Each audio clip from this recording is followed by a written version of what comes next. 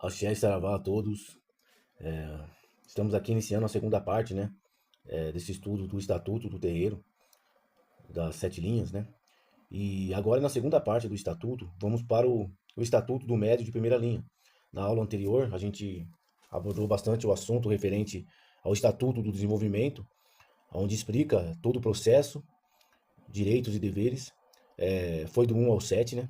Os artigos são poucos, porque segue aquela lei onde, à medida que o médium se desenvolve, aumenta a responsabilidade, né?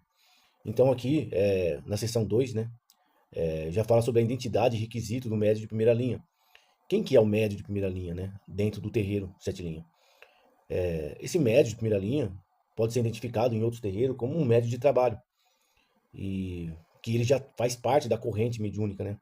E aqui a gente inicia no artigo 8, porque como o outro artigo, o outro estatuto parou no artigo 7, ele continua de onde foi parado.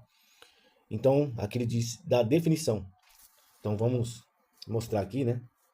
O artigo 8 aqui, como vocês estão vendo. Aonde, né? Ele fala da definição. E aí, ele diz que o médio de primeira linha é aquele que, superado o ciclo de desenvolvimento, né?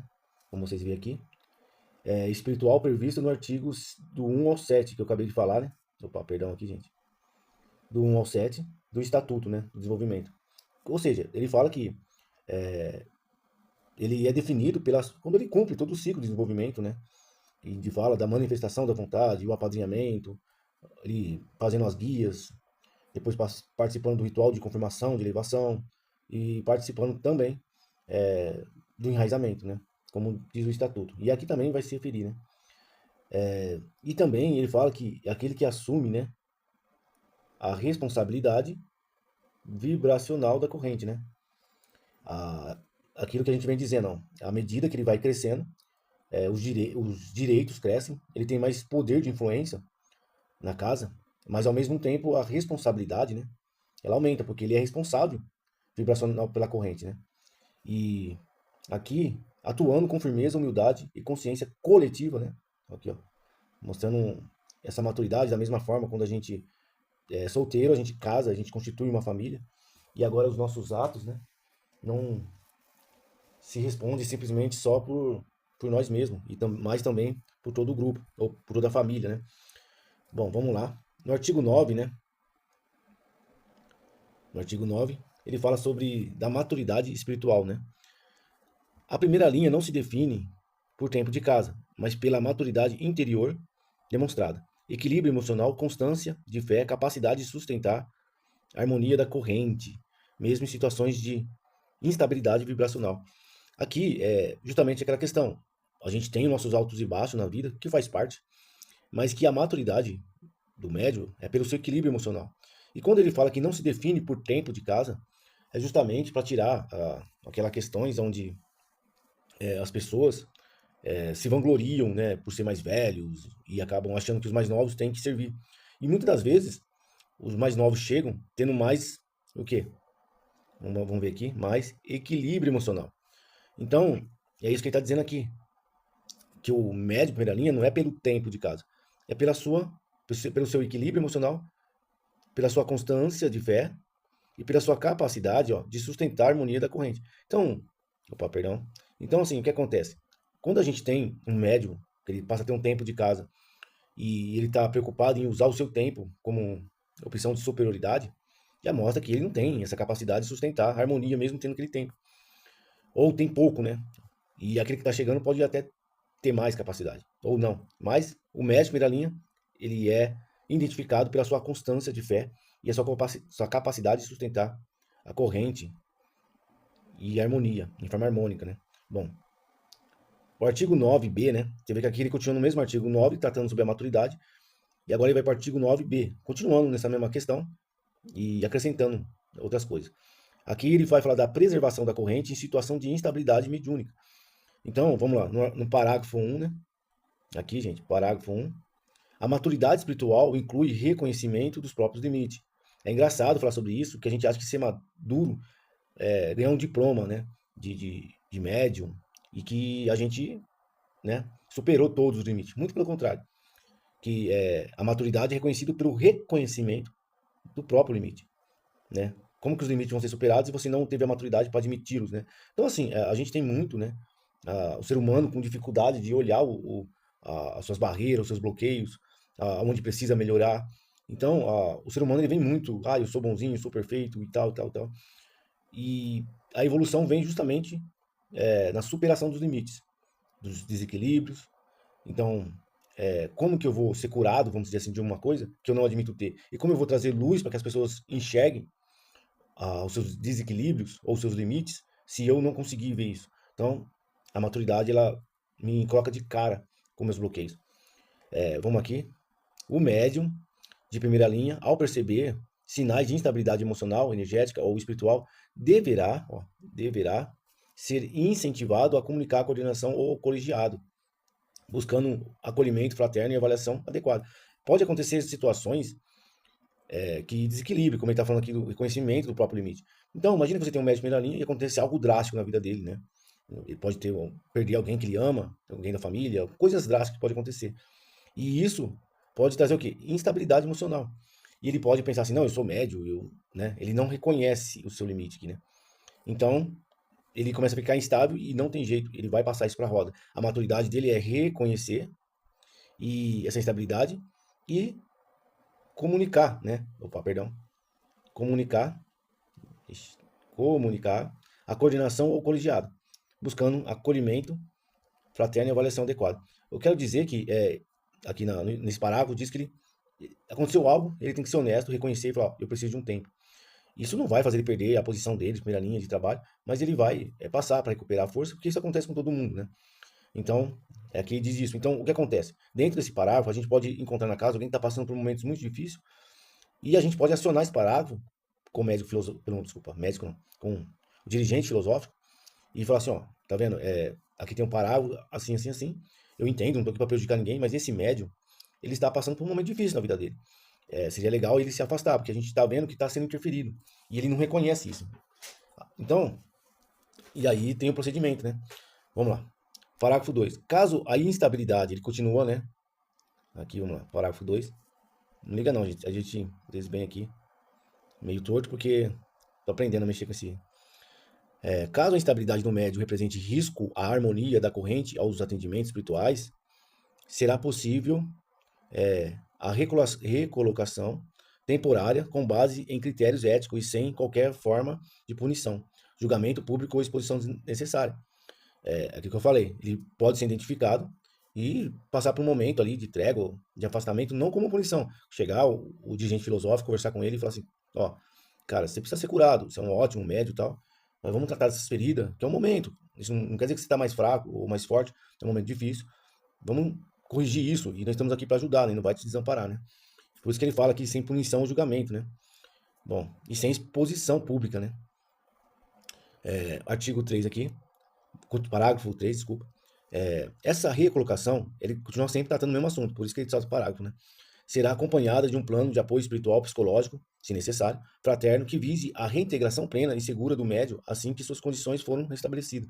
Então, aquilo que eu falo, passou por um momento drástico, ele passa por uma terapia ali, onde ele acompanha, onde o dirigente acompanha, a turma vai vendo como é que ele tá. Vamos lá. Parágrafo 4 aqui. É responsabilidade da liderança zelar pelo equilíbrio coletivo da corrente, sem sacrificar o indivíduo. Isso aqui é muito importante porque a gente tem que proteger a corrente, a roda, o grupo, mas sem excluir uma pessoa, né? Tem um filho pródigo ali. Então, assim, calma aí, é um de nós. Ele também faz parte da corrente. A gente tem que preservar a corrente, mas ao mesmo tempo sem sacrificar o indivíduo, né? Mas também sem ignorar os defeitos da estabilidade de um médium em posição de influência. Então aqui ele está dizendo sobre isso, todo esse parágrafo. A pessoa que passa por um momento difícil, ele precisa entender que, pô, não tô legal agora, né? Eu preciso me retirar um pouco para me curar. Quando estiver pronto eu volto. E aí preserva a corrente e preserva ele também, certo? Então quando ele diz visando proteger a corrente, os consulentes e o próprio médium, né? Justamente isso, para ele não passar o desequilíbrio dele no atendimento e tudo mais, que também vai atrapalhar ele, né? Enquanto você está passando, você não se cura, né? Bom, deixa eu colocar aqui. Opa, vamos lá. Artigo 10. Vamos lá. Artigo 10. Vamos lá, gente. Confirmação espiritual. Aqui ele vai falar sobre o ritual de enraizamento, né? Os rituais de enraizamento e confirmação já tratados no artigo 6 e 7, né? Provavelmente no Estatuto de Desenvolvimento, não transforma o médium, apenas reconhece que a transmutação interna já ocorreu. Então, ele está dizendo aqui que, deixa eu ver, que essa elevação, quando você sai do desenvolvimento e você faz o ritual de enraizamento, não está transformando nada, é um reconhecimento. Da mesma forma como você coloca uma aliança, reconhece que você está casada, né? Então, não é que vai se tornar o nosso médium vai ficar mais forte, mais poderoso. Obviamente, ele entendendo o significado do ritual de enraizamento, que é que ele está sendo enraizado com a casa, e agora ele pertence a uma corrente energética, e o que é ligado na terra também é ligado no céu. Os orixás entendem ali que aquele médium agora faz parte de uma corrente, ou seja, a energia que corre entre os médios da casa vai correr por ele também. E o ritual reconhece, né, essa transmutação interna, como se isso já tivesse acontecido dentro dele. E aí, vamos ver aqui, dos testes, né, e da confirmação das entidades, e nós temos aí, né, uns 5 parágrafos aqui, que vai falar sobre aquela questão de confirmar uma entidade. O que acontece? A gente tem muito uma fronteira entre a imaginação e a intuição. E esse ritual de confirmação, né, ele é justamente para ajudar o médium a interpretar a intuição ou a imaginação. Então, às vezes o médium está ali e ele fala, eu acho que a minha entidade, meu caboclo é tal, tal. Eu acho que meu Exu é tal, tal. E aí ele não sabe se é a imaginação ou se é a intuição. Acontece a gente ter alguns médios muito precipitados que vai lá, escolhe, né? Então, esse ritual de confirmação é para ajudar todo mundo, tanto a casa quanto proteger também a intuição do médium. Para que a casa também, a liderança da casa, às vezes vê uma pessoa que é muito precipitada e escolhe as entidades mais famosas e tal, e a gente precisa disciplinar, ensinar a pessoa, né? E de repente acontece de uma pessoa realmente ter intuição e achar e a casa achar que é uma imaginação. O ritual, ele confirma isso, protege tanto a casa quanto o médium. Então, vamos lá aqui bom, aqui, né, no parágrafo 1, vamos lá. Perdão, gente, toda entidade, estou aqui, revelada no terreiro, deverá passar pelo ritual de confirmação, conduzido sob a diretriz espiritual da casa. Então, eu acho que, vamos lá, o médico chega lá e fala, eu acho que minha entidade, meu caboclo é o Pena Dourada. Tudo bem. Ele passa, né, quando fala as diretrizes aqui da casa, ele passa pelo ritual, onde provavelmente, né, ele vai tirar ali 4 cartas, e um ritual que, ali onde a casa já tem de confirmação, onde a entidade, a espiritualidade fala, através do ritual, sim ou não. E as cartas explicando ali, e aí a gente tem as pessoas que leem e conseguem ver ali a confirmação. E aí o médium vendo aquilo, melhora a fé dele, porque ele sabe que realmente é aquilo. Então é bom para todo mundo esse ritual. O parágrafo 2. Nenhuma entidade não confirmada poderá ser atendida por cambones, nem ter seus pontos tocados ao som do tabaco. Então, como que você, uma entidade que não foi confirmada, o cambone vai lá e sauda e tal, ou nem toca os pontos? Porque se você tocar o ponto do tabaco, é como se estivesse confirmando. E é importante também, para ensinar disciplina para o médium, pedir a confirmação dessa entidade. É uma forma que a casa tem de fazer com que todos passem pela confirmação. E é aquilo que eu falo, alguns é muito nítido que é aquela entidade. A gente também pede para que a pessoa faça, por quê? Para dar exemplo. Porque, como eu disse, acontece muito, né? De algumas pessoas virem na imaginação e tal.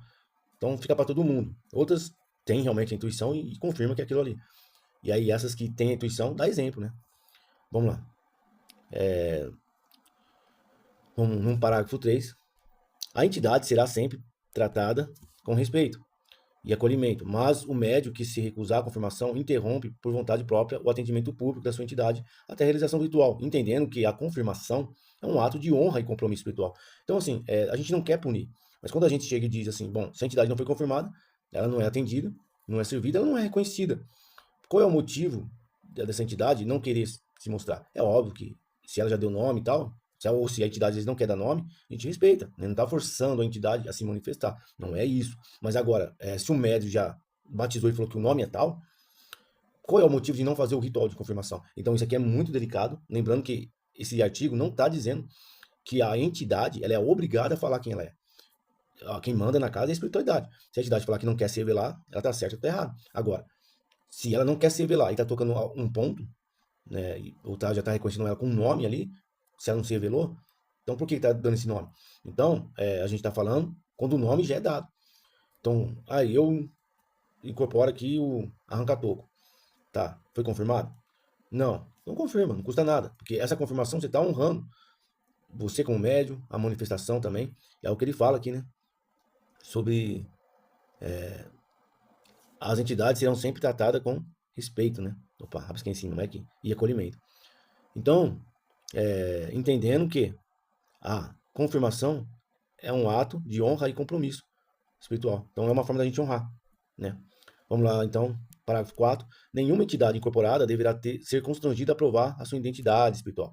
Então, esse também é muito importante, que a confirmação espiritual ela é feita antes da gira, né? Né? Agora, eu chegar para a entidade incorporada e falar, prova que você é você? Não, nunca. Isso nunca vai acontecer. Entendeu? Não é a entidade que faz o ritual de enraizamento. Isso aqui é lei. Não posso chegar lá e pedir para a entidade tirar a carta e confirmar que ela é. Isso, nunca faça isso. Não é para ser feito isso. O médium em si, antes da gira, tira as cartas, deixa lá. A entidade não tem nada a ver. A entidade ela pode jogar, imantar energia ali. Aí é ela que faz no astral. Mas pedir para ela em si confirmar, nunca. Isso é um desrespeito para a entidade. Então, é isso que está falando aqui no parágrafo 4 do artigo 10, aqui em cima, ó, né? Artigo 10. Vamos para o 5, então. O ritual de confirmação é um ato sagrado de fé e deve ser realizado pelo próprio médium e pelo dirigente antes do início da gira. Aqui ele confirma, né? Nenhuma entidade vai confirmar e que deve ser feito antes, né? Do início da gira. O dirigente da gira vai intuir, vai direcionar e vai correr tudo certo. Vamos lá, agora aqui no artigo 11, né? Que é onde ele vai para a renovação, né? Do enraizamento aqui. Vamos lá, parágrafo 1. O enraizamento deverá ser renovado atualmente para preservar o vínculo vibracional entre o médium e a casa. Então, provavelmente, né, o enraizamento vai ser feito ali, né, em abril. Todo ano, em abril, vai ser feito. Os médios de primeira linha, que já são, vai renovar. Por isso que ele fala sobre a renovação. E quem é desenvolvimento e vem para a primeira linha, vai fazer pela primeira vez e vai adentrar. Então, assim, essa renovação ela é feita uma vez por ano, no enraizamento, onde tem as mudas, onde tem. É só ir lá no ritual de enraizamento que vê tudo certinho, tá? Então, essa renovação é feita todo ano, uma vez só por ano. Bom, vamos lá. Artigo 2. A ausência na renovação implica a suspensão temporária das funções ativas. É que nem um casamento, né? Você vai fazer renovação de votos lá. Ah, não quero. Por quê? Então, assim, se o médium primeira linha não quiser renovar, participar ou perder, é entendido ali, né, que ele, sei lá, não quer mais aquele vínculo ali com a casa, né? Então é uma chance que ele tem ali de seguir o caminho dele, né? Sem problemas, né? Vamos lá. Vamos no artigo 3. Caso o médium opte por se desligar, deverá realizar o ritual de rompimento voluntário, conforme previsto no artigo 21. Acredito um estatuto bem justo, no sentido que você cobra um compromisso de todos os médios, membros do terreiro, mas ao mesmo tempo pode acontecer do médium dizer assim, ó, acabou meu tempo, saio com gratidão da casa, tudo, mas eu preciso, né, cumprir outra missão. Eu sinto que a espiritualidade está me levando, nós somos filhos da espiritualidade, não de uma instituição. Então, aqui é uma oportunidade boa que ele tem de não renovar, por isso que a não renovação é vista. E também ele tem que fazer, aqui, né, perdão, gente, eu estava errado aqui, ritual de rompimento aqui, ó, para ele sair bem, né? Então, às vezes a gente tem que imaginar a casa ali, né, muito controladora, não é o que o estatuto diz, para que a casa não fique controladora, mas pode acontecer. Então o médium precisa sair e a casa não deixa. Então o que acontece? Ele faz o ritual de rompimento, mas ou simplesmente ele não renova. Então o estatuto deixa em aberto o fato de não renovar, como ele pode romper esse vínculo com a casa na atitude de não renovar. Então, pela filosofia espiritual que é dada, dos guias espiritual da casa, é sempre trazer liberdade para as pessoas, mais compromisso e disciplina, né? No trabalho. Então deixa sempre em aberto. Para as pessoas serem livres para seguir a sua própria espiritualidade e disciplina para trabalhar. Bom, vamos lá. Vamos ver. Aqui, perdão, gente. Opa. Artigo 12. Da composição mínima para o enraizamento, né? O que eu preciso ali, né? Que um médium de primeira linha tem, né? Para participar do ritual de enraizamento. Eu não sei se eu já falei, né, no outro estatuto, né? O enraizamento é um ritual de batismo, for ver, né? Onde ele adentra, é onde ele é reconhecido na roda mediúnica, né? É um dos rituais mais importantes da casa, né? Então, no parágrafo 1 aqui, nenhum médium, né, poderá ser enraizado sem portar, no mínimo, uma guia da direita, uma guia da esquerda e uma guia de 7 linhas, né? Então, bom, aqui tá bem explicado, né? A guia de 7 linhas e uma guia da esquerda aqui. Que a gente no estatuto já falou, tem que ter, vamos lá.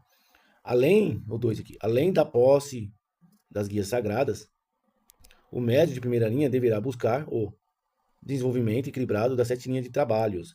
Aqui é muito importante, né?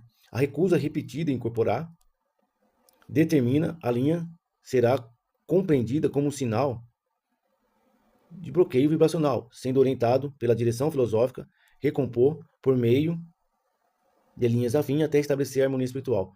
O conjunto aqui representa o equilíbrio entre forças complementares e a totalidade do compromisso mediúnico. Então, aqui é muito importante, né, que a gente consiga acompanhar o desenvolvimento dos médios, principalmente se o médio de primeira linha tem alguma entidade, alguma linha de trabalho que ela não tem afinidade. E a gente entende, algumas linhas a gente vai ter menos afinidade. Então, o que acontece? A gente tem que estar observando, né? Porque o médio ele precisa de todas as linhas, né? Eu sei que algumas ele vai ter menos afinidade ou até precisar menos. Se a gente for ver como um corpo precisa de vitamina, né? Vitamina A, B, C, D. Então eu preciso da energia do preto velho, do cigano, boiadeiro, baiano, e assim vai. Todas as linhas, as 7 linhas, marinheiro, herês. E aí se tiver uma que a pessoa se recusa muito em incorporar, ela não desenvolve naquela linha. Então não pode ser um médico de primeira linha. Então aqui ele fala que isso aí vai ser gente, sempre coordenado, ensinado, acompanhado, nunca punido ali, nunca, né? Vamos lá. Conduta e ética na seção 3 aqui, vamos lá. E responsabilidade vibracional, no artigo 3. Bom, na seção 3, gente, eu vou deixar para o próximo vídeo, né? Porque aqui a gente vai adentrar na questão também muito importante, né? Onde fala bastante da essência, né? Ele vai falar do ego aqui, a experiência, né? E também muito sobre a hierarquia, né? Ó, tá vendo? O exercício da liderança vibracional, tudo, né? Então, ó, cuidar da própria sombra, da forma como o médium usa, né, ali a sua mediunidade e a manifestação mediúnica de forma relacional com os outros do terreiro e com o grupo. Então, agradeço, finalizando essa primeira aula do, do, do Estatuto do Médium de primeira linha, né, da parte 2. Eu sei que o desenvolvimento, né, fizemos em uma aula só, mas aqui a gente vai fazer em mais aula, porque ele é muito, né, gente? Deixa eu tirar o rabisco aqui, gente. Ele é muito, né, ó, tá vendo? Ele tem bastante artigos aqui. E aqui ele vai tratar de bastante coisas aqui, né? Então, é isso aí. Então, gente, até a próxima aula aí e até mais.